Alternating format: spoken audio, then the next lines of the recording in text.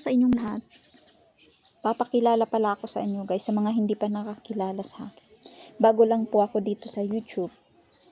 So guys, ako si Annalyn Timkang, taga Ambakon Hinunangan, Southern Leyte.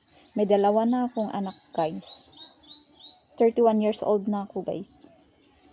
May dalawa na akong anak kasi maaga ako na buntis. Di pa ako nakapagtapos sa pag-aaral na buntis na ako.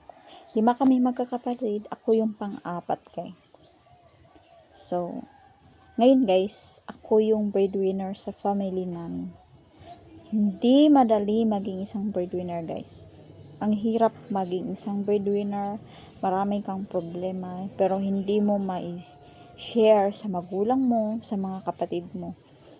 Sinusulo lang ang problema. Sinusulo ko lang guys. Minsan, pag mag-isa lang ako, maisip ko talaga yan. Hindi maiwasan na maisip ko yung mga problema ko.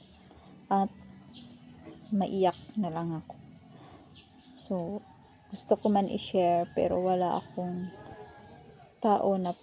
tao na pwede kong i-share yung problema ko. Kasi, alam mo guys, pag i-share mo yung problema mo, maraming mga advice na masasabi nila sa'yo at mga hindi maganda na